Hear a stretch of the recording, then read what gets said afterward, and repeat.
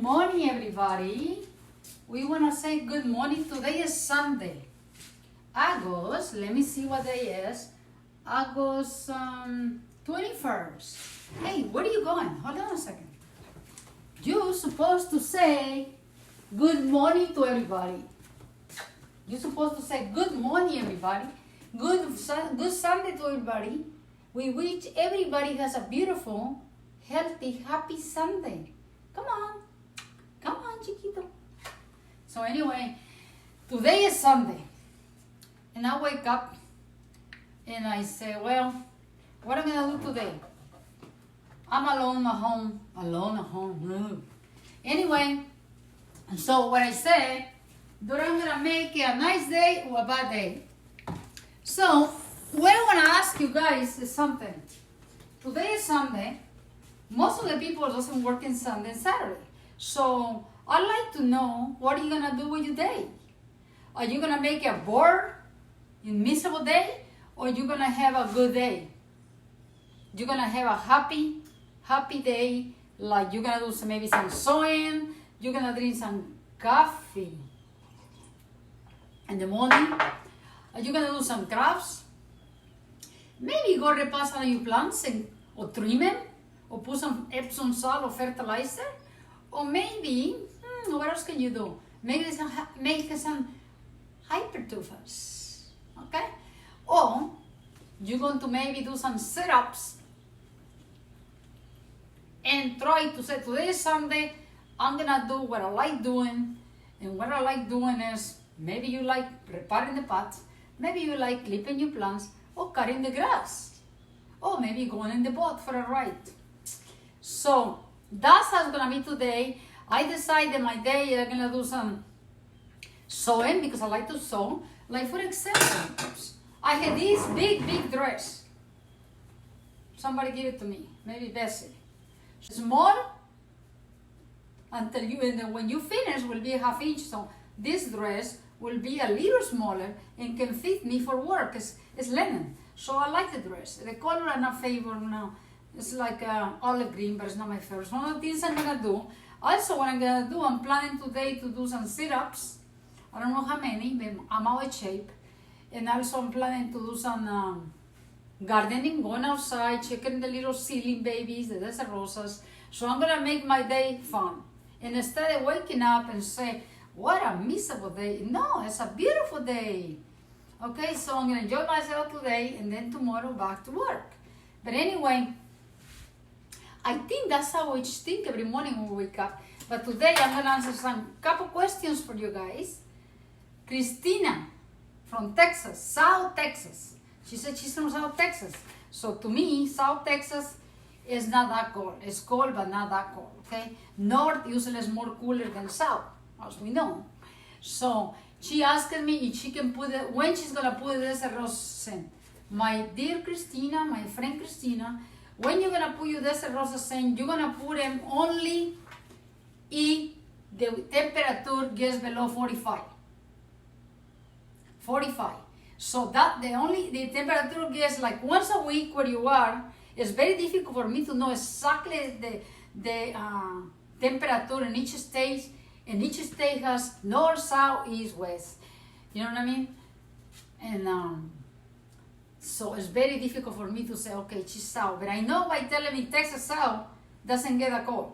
If she tells me North Texas or Mid Texas, and then I can think about it, but I can Google it also, you know. So if the temperature gets 45, once every 2 weeks, all you gotta do is cover your plant with a quilt, lightweight quilt. I'm not gonna say about sheet, because sheets are more lightweight, but if you have a heavy sheet, less high tray count, you can cover it with a sheet. What you do, you put a stick. I'm gonna use this elastic. Oh, my son elastic. You put a sheet, you put a stick like this in the pot. Hey, don't waste my coffee. Like this. And you're gonna wrap around a sheet and tie it in the bottom with a piece of twine in the bottom of the pot. You're gonna tie it up, and that is gonna protect the plant from too much cold. The next morning, you wait until maybe 11, 12 o'clock when the temperature start getting again warm and take the chit out. If it's gonna happen only once or twice a month. Otherwise, your temperature gets to 45 and it's gonna be 45 the whole week. Of course, you're gonna bring your plants to the garage or wherever you store them, but it's not too cold, okay? And try not to water them during winter. Christine, remember I tell you this, not to water them. Okay, other question is about the Hoyas. Why they don't bloom? Hoyas bloom with maybe a year old. My experience, when I propagate my Hoyas, they flower. From cuttings, they flower. I don't have no problem with flowers, and you can see that when I show you my Hoyas. So maybe what you need to do to make your Hoyas flower, you need to consider putting some blooming fertilizer high in phosphorus. Okay, my friend? Just put some phosphorus in top powder. I prefer you to use powder than liquid. Don't try not to use liquids for any fertilizers. I don't recommend any liquids or mix it with water. Only the insecticides. We don't have a choice. Insecticides has to be mixed with water to spray our plants, okay? But otherwise, please try not to use anything that you have to, like liquids, like Miracle Grow liquids or Miracle Grow powder you mix with water. Try not to use that, because think about it, my friends, it's a waste of money and bad for an environment. A waste of money. You put it in water, you put it in the plant, a heavy rain comes for 2 hours, it's gone. And that's the truth, okay? Doesn't hold. So use Osmocote, use Dynamite. There's little pebbles. Those pebbles will slowly release the nutrients that your plants needs during 6 months. Sometimes they have 9 months.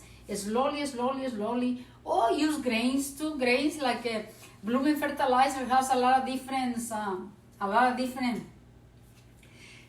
grains. Put a little hole in around the trunk and put some blooming fertilizer. But I prefer you to start using the Osmocote, maybe all the companies, instead of the Miracle Grow and all these companies, start making more stuff that doesn't contaminate our waters and our environment, and we go and eat all those fish from the canals and the ocho rivers and the lakes.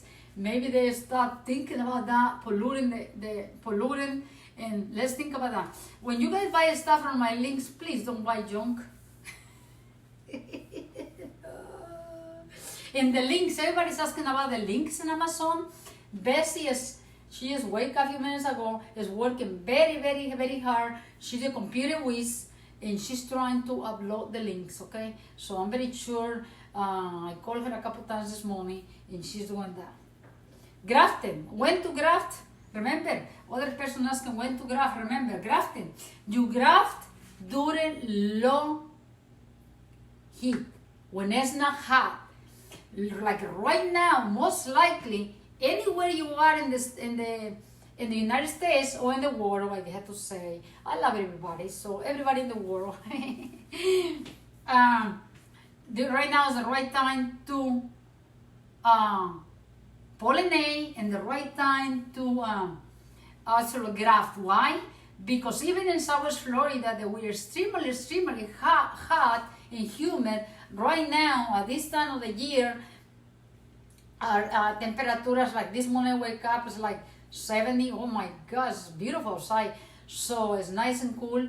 So the temperature, and especially the humidity is low, okay? So if the humidity is low, it's a good time to germinate, to propagate, to pollinate, to graft, to clip the plants, everything you need to do, okay? To repair them, you know what I mean? Right now, it's a big planting and gardening season for us in the world.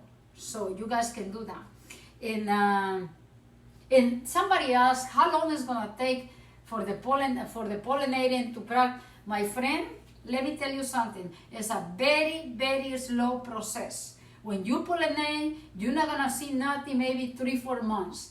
Because first of all, you pollinate it, and then it's a tiny little bean, tiny little bean like this, tiny little bean like an inch, and it start growing. By the time you see it, maybe 3-4 inches long and it still has to fully grow. So it's a slow process. So when you pollinate, don't expect to be the next morning or the next week to see anything happening, okay? What else? Okay.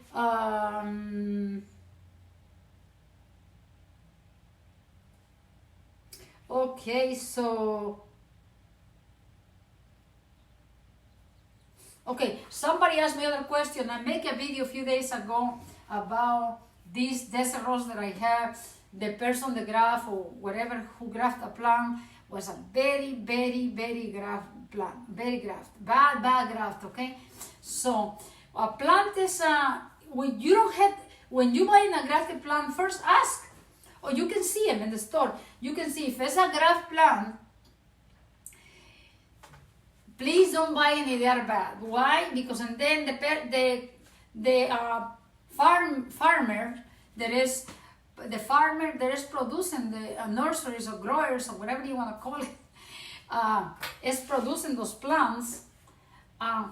They're gonna continue doing it. You don't buy them because they bad graft. Just don't buy them. They're gonna take them back to wherever they come from and realize why they don't buy all these 300-600 plants that are bad graft. They're gonna realize the graft is not good and we're getting smarter at it, okay? So this is the stem in the plant, this thickness. If the person that put the graft on top of the other stem is gonna look like this, it's a bad graft, okay? They have to look identical. The same size stem in the plant with the same size stem in the one they attach to the stem. Okay, so this is the plant. This is the stems of the plant, and somebody went and got this teeny tiny little piece of stem and grafted it here, and you buy it, you don't even know the difference. You're just crazy about seeing the flower. You seeing the flower and saying, wow, what a beautiful flower, what a healthy plant, but not for too long. When there's a bad graft, the plant gets very unhappy. It's okay to graft, to have plants. Very soon, desert roses are not gonna need to be grafted anymore or buy grafted. Now, a lot, as you look around, a lot of plants are natural triple petals. I hope you understand, petals. 3 petals, purples, reds, yellows, red and black, yellow and orange, yellow and browns, and exotics from seeds, okay? So means you don't have to buy graft anymore. Especially there are single petals, it's thousands of colors now without being grafted. So try not to buy grafted because now at this point in time, we don't need to buy grafted. Unless they're available, just look for, okay? So grafted, I don't mean grafted is bad. If the person that's grafting it is a professional grafter and graft thousands and hundreds of thousands of plants and their grafters are coming good, but they are bad, try not to buy them. What else can I say? Okay, somebody's asking about, they like to purchase some desert roses from us. Yes, we have desert roses. I cannot mention the channel or anything. All I can tell you, our website is mariasgarden.us. mariasgarden.us. And the links you guys looking for, I really appreciate from the bottom of my heart you guys trying to help me out and support my YouTube channel and everything. And the links are gonna be in the description of each video, okay? That's where the links are gonna be. And somebody asked me, they can remove the graft, the plant that I showed, let's go back a little bit, I forgot, sorry. If they ask me, they can remove it and the plant will get new growth. If you remove a graft from a plant, the whole graft that somebody grafted on top of the plant, for example, this is the calyx of the plant. This is the calyx of the plant, okay? And this is the little graft on top. This is the little graft on top. If you go and cut this, you cut it, this baby over here, forget it. Doesn't have no chance, okay? I've seen it happen. I've seen it over the years. Doesn't have no chance. Will come back. Will take forever to recover. If that happens, if the graft falls down, the best thing is to tap it out with Taiwan glue, the top, because it will be an opening, will very easy, the plant will rot, okay? So if that happens, or the graft is very short and it's struggling, make sure to tap it with the Taiwan glue number 3, okay? The Taiwan glue number 3, I don't have anything to show you here, but again, I've been downloading a lot of pictures on YouTube, a lot of pictures of the products that I use and the stuff that I use. Everything that I use is for a reason, and I do a little research before I use anything. And about, somebody asked about pollinating. Pollinating. Okay, how old the plant has to be pollinated? A year. But usually any plant that is germinated from seeds, there is a year old, 10 months to a year old will bloom without problem, okay?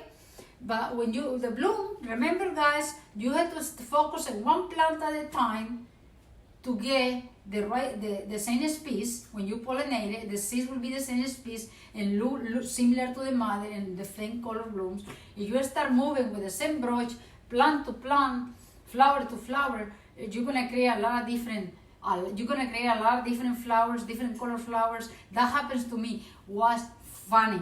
I was like, "Oops, where did this come from? Oops." A year later, I started pollinating, and the plants start blooming. The ones that I germinate, I was like, my goodness, this is so weird. Like browns and reds, and I make a mess because I moved to all different flowers with the same brush. You can use the same brush as long as you finish one plant, and before you move to this one, you wash the brush very good with each soap and water, and then move to the other plant and move to the other plant. But if you want to have fun and cross-pollinate, you can. Okay, so anyway, I'm not gonna make this video too long. I just wanna say good Sunday, beautiful Sunday. Okay, my friends, let's all get along. Let's all have a beautiful day, and God bless you, and thank you for your support. Thank you for wanting to help with the link. The links are coming very soon, and until next time, from Maria's Garden. Bye bye. I go through my feet.